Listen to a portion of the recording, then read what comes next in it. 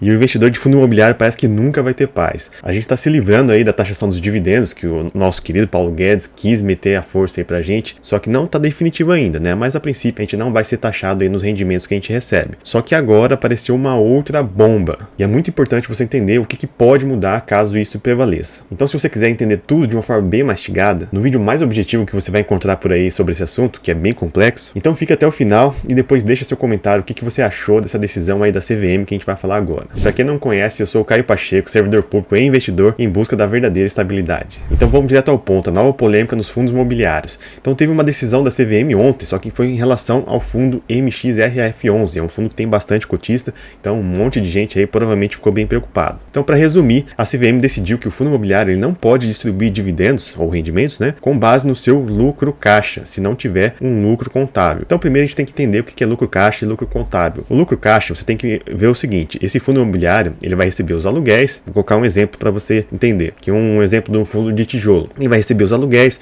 vai pagar suas despesas e o que sobrar vai ser o lucro caixa.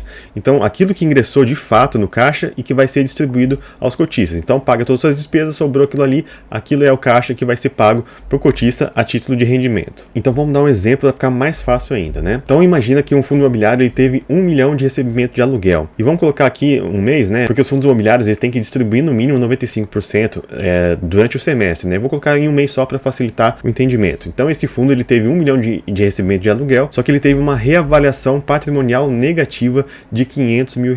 Ou seja, o imóvel desse fundo imobiliário ele foi reavaliado. Existem reavaliações periódicas, né? Então, aqui no exemplo, ele foi reavaliado e teve uma diminuição do seu valor patrimonial em R$500 mil.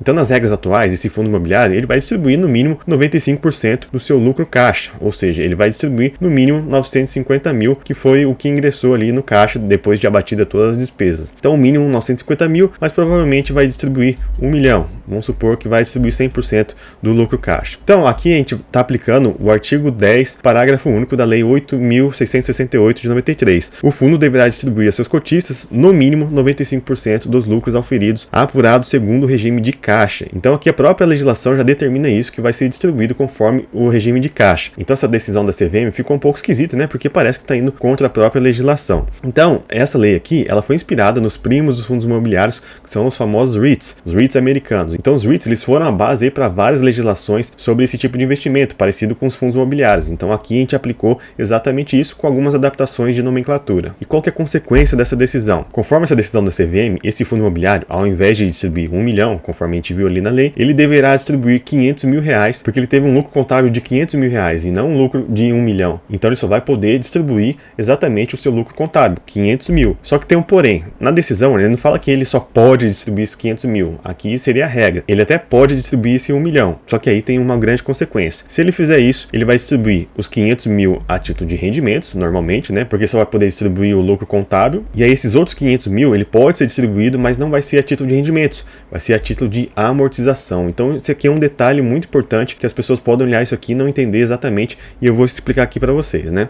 A princípio, pode parecer que não faz muita diferença, porque o valor que você vai receber por cota vai ser o mesmo. Se o fundo imobiliário utilizar esse exemplo aqui, ele vai pagar 500 mil a título de rendimentos e 500 mil a título de amortização. E os dividendos que a gente recebe aqui vão ser isentos. Então, parece que não vai mudar nada pra gente, porque a gente vai receber tudo bonitinho lá na conta da corretora. Só que presta muita atenção e tome muito cuidado, porque essa amortização, ela reduz o preço médio do seu fundo. E essa amortização também a gente deve declarar lá na nossa declaração anual do imposto de renda. Então, algumas conclusões que você tem que observar aqui sobre a amortização. O maior impacto é que quando você for vender o seu fundo imobiliário, o seu ganho de capital ele vai ser muito maior, porque o seu preço médio foi reduzido. Então, por exemplo, você tem um fundo com preço médio ali de R$100, e aí esse fundo ele pagou uma amortização de R$1. Então, automaticamente, o seu preço médio reduziu de 100 para R$99. Então, se lá no futuro você for vender, conseguir vender ele por 105, então a gente tem que analisar uma situação aqui. Então, vamos supor na regra atual, o seu preço médio é 100, você vai vender por 105.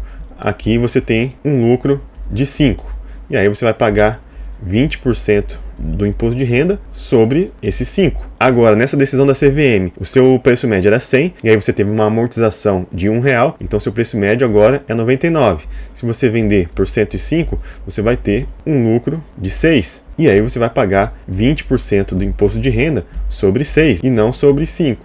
E aqui eu dei um exemplo de uma única amortização. Imagina isso aqui se acontecer várias amortizações durante o tempo. A diferença que vai dar quando você for vender lá no futuro. Você vai pagar muito mais imposto de renda. Então, para mim, o que isso parece? Parece mais uma forçação de barra para aumentar a cobrança de imposto de renda. A gente sabe que o governo sempre quer aumentar a arrecadação e dá sempre um jeito, um entendimento para aumentar o imposto de renda, ou criando tributos, ou majorando tributos, ou utilizando entendimentos distintos para aplicar os tributos. E aqui, no primeiro momento, essa decisão ela somente se aplica ao MXRF, mas caso ela se sustente, poderá virar jurisprudência. O que é isso? É uma reiteração de decisão que acaba virando uma regra, e aí vai ser aplicável a todos os demais fundos imobiliários. Então, alguns pontos de vista. Um ponto de vista negativo muda bastante a indústria de fundo imobiliário, que ela é muito baseada na distribuição de rendimentos. Então, essa mudança de regra vai afetar bastante a indústria de fundos imobiliários. Nos fundos de fundos, eu acredito que pode ter essa extinção da classe, porque vai ter muita oscilação do valor patrimonial. Então, o fundo de fundos, ele tem vários fundos imobiliários dentro do seu patrimônio, e em um período de queda, as cotas desses fundos que ele tem vai cair bastante. Então, automaticamente, o seu valor patrimonial vai lá embaixo. Então, isso vai ocasionar aquele prejuízo contábil durante várias vezes, e aí esse fundo pode não conseguir nem pagar rendimentos lá no futuro. Então, eu acho que um fundo de fundo não vai fazer sentido. Os fundos de tijolos que tiverem essas reavaliações patrimoniais negativas vão ser impactadas as futuras distribuições, porque vai reduzir a possibilidade de pagar os dividendos e vai ficar com esse prejuízo contábil.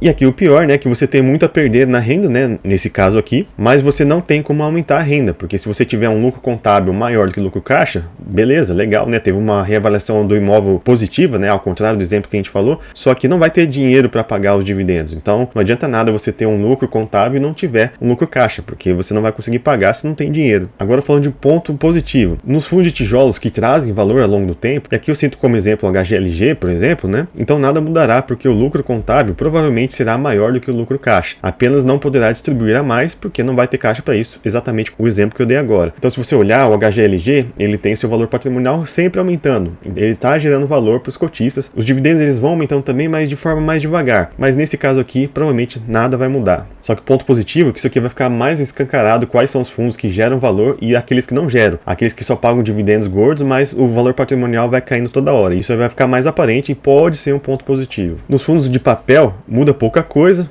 mas pode haver uma padronização para que todos utilizem o mesmo critério. Tem alguns fundos de papel que pagam utilizando o regime de caixa e tem alguns que pagam usando esse lucro contábil. E aqui como exemplo, né, os fundos da Quinéia, eles já utilizam esse entendimento semelhante da CVM, então pode acontecer que tenha uma padronização. Então, padronização é sempre bom, então a gente tem que encarar pelo menos um ponto positivo aqui. Agora, o ponto de vista neutro. Os fundos imobiliários eles poderão ficar muito parecidos com a empresa. Cada reavaliação patrimonial negativa, ela vai poder afetar o lucro de forma negativa. E se tiver um prejuízo contábil maior do que o caixa gerado, ele não vai pagar rendimentos, vai ficar com aqueles prejuízos acumulados. E se tiver lucro contábil nessas reavaliações patrimoniais positivas, esse excesso ele vai entrar na reserva de lucro, ou então vai abater naqueles prejuízos acumulados. E se tiver mais lucro, vai ficar nessa reserva de lucros, e aí poderá compensar lá na frente eventual prejuízo contábil. Então o fundo bom vai ter uma boa reserva de lucro, então praticamente não vai mudar nada. E aí, o que você achou dessa decisão da CVM? Muitas pessoas acharam que os fundos imobiliários iam despencar hoje, mas não foi isso que aconteceu. Não saiam vendendo seus fundos por causa dessa notícia, isso não é nada definitivo, pode ter recurso e as coisas podem mudar. E eu acredito que tem a grande chance de ser revista essa decisão da CVM e manter do jeito que está agora, e praticamente ficando tudo igual e a gente se livrando de mais uma bomba aí. Então deixa aqui abaixo nos seus comentários e se você não se inscreveu aí no canal, faça sua inscrição, dê um like aí para ajudar a gente a divulgar esse conteúdo para quem gosta aí de investimento, de renda fixa, fundos imobiliários, investimento exterior e por aí vai, beleza? Valeu!